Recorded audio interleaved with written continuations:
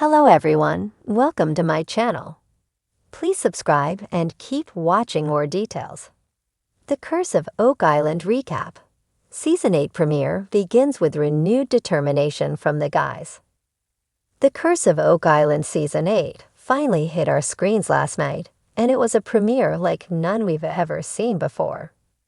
It appears that as the guys were preparing to recommence digging last March after the winter break, their operations were ground to a halt when COVID-19 began making its way across North America. The main problem the Fellowship of the Dig faced was the travel restrictions imposed on the US/Canada border, which meant the majority of the team, the Laginas included, couldn't make it to the island.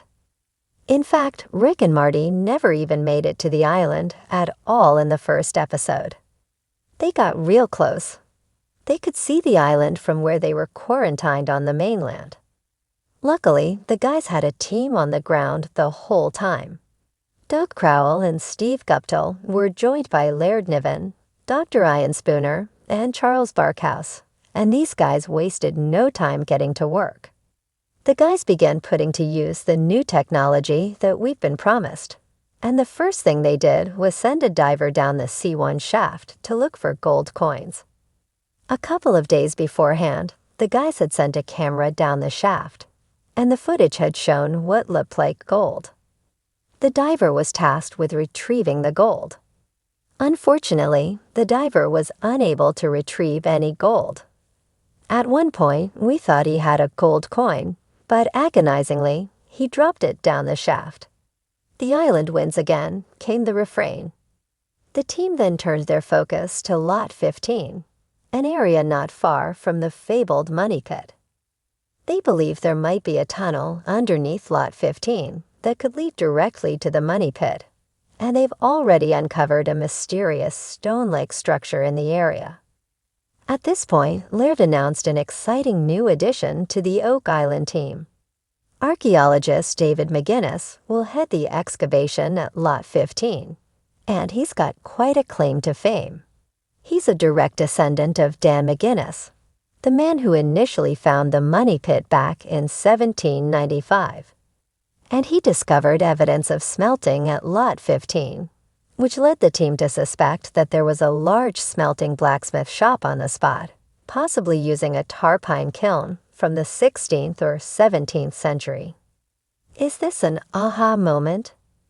The guys believe that the Lot 15 blacksmith shop probably ties in with the wharf previously discovered at Smith's Cove and the swamp's raised platform. They just don't quite know how to connect the dots. Yet. Metal detectorist Gary Drayton and his enthusiastic helper, Jack Begley, finished their quarantine and arrived on the island and wasted no time breaking out the fancy new metal detector. This new piece of equipment can locate any cavities and tunnels that are beneath the surface. However, their first sweep failed, and they only got some hits when Gary broke out his old and trusty detector, the CTX 3030.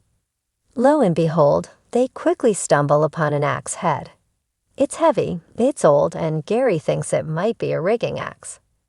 But their most exciting find was still to come.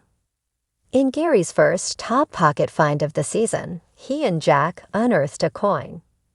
Just like the axe head, Gary believes it to be old. Examining the shape and patina of the coin, he reckons it's the 1600s or 1700s. Intriguingly, he doesn't think it's from Europe, but he doesn't say where he does think it's from. Gary and Jack raced back to the war room to jump on Zoom to tell Rick and Marty about their find. But then Gary suddenly changed his mind, revealing that he wanted to wait until the Laginas were on the island before showing them the coin. This was a strange episode of Oak Island and mostly featured the guys trying to come to terms with the COVID-19 pandemic.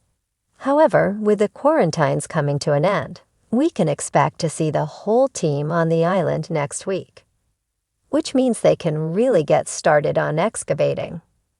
All the guys seem to have a renewed excitement and determination, and it seems very likely that this year will be their year.